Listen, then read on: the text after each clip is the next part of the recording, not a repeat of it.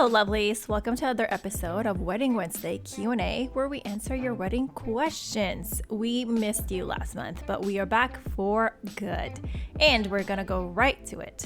So for today's question, it is from Alexandra and she asks, how do I figure out what to spend on my wedding? What is the average cost of a wedding? Yes, Alexandra, these questions are very common, especially if you're newly engaged and trying to put together your wedding budget. Well, today we are sharing our insights to help you out.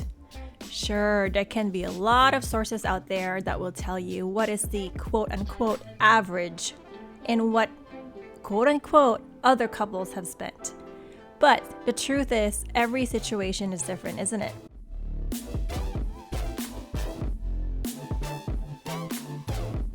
What is really the average cost of a wedding?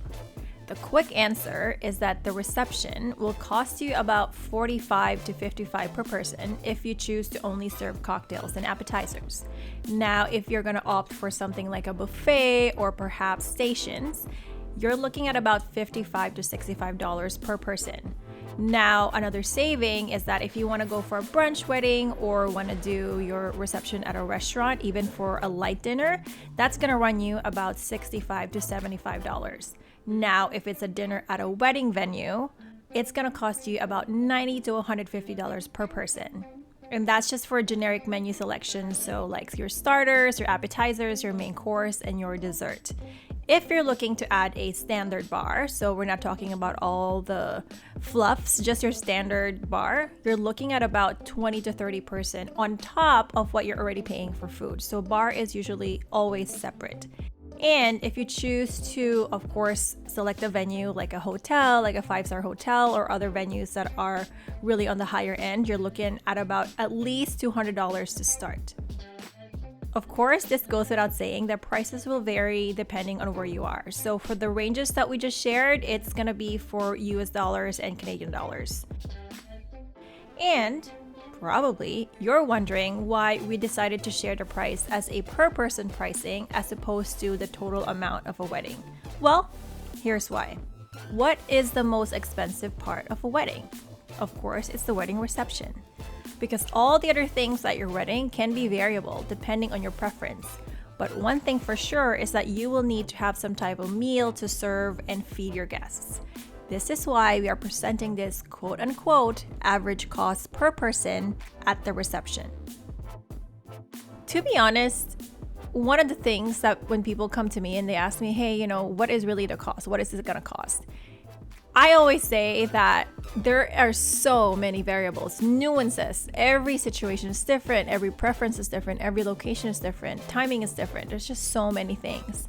And you might find a better deal, for example, for your dress than you have initially budgeted for. Or you might even have a cousin or a relative that can be your officiant at your wedding. And that are savings that are only specific to you and your situation. So saying that, hey, this is what it's going to cost average in general, I mean, sure, just like buying a car, it's going to cost you at least $15,000. But you can also find a car for $3,000 and is it a lemon? A little bit, but it's going to run you and it's going to help you. So it really is dependent on you. And I would say that sometimes looking at an average cost and Googling and looking at our website, even our website, we would share costs, but those are just guides. You have to trust the situation that you're in, that what your average for you is the best average for you. That's your budget, that's your cost. You're just gonna have to be creative around it, maybe speak to a wedding consultant and help you develop ideas.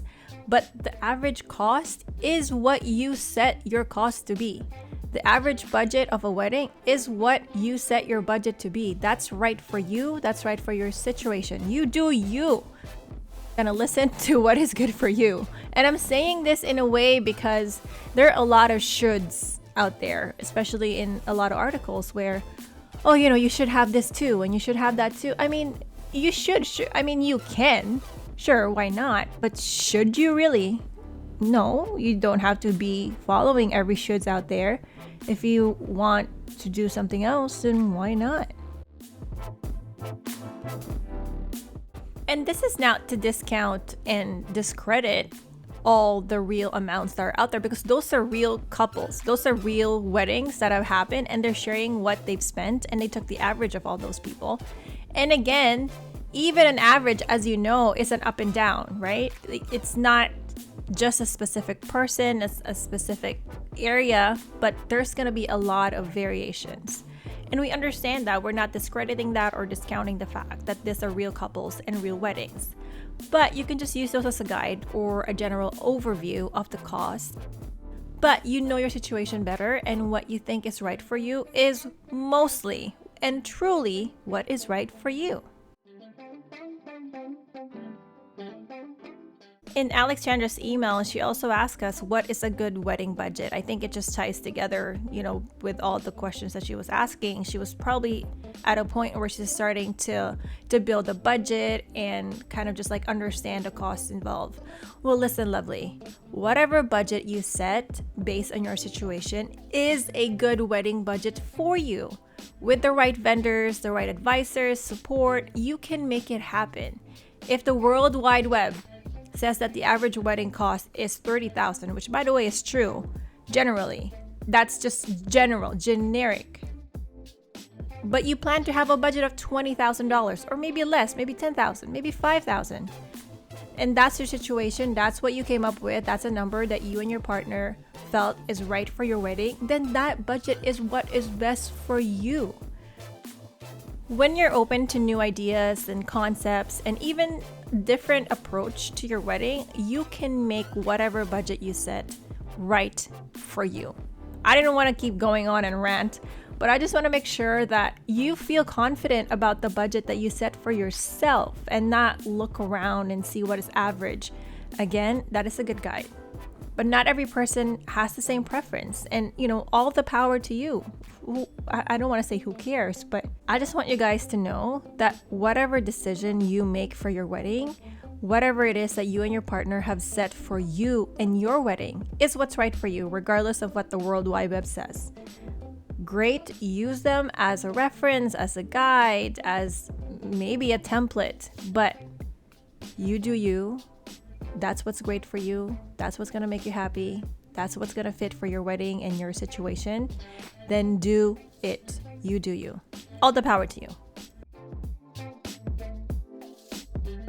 And we are here, as always, to inspire you to celebrate life and love.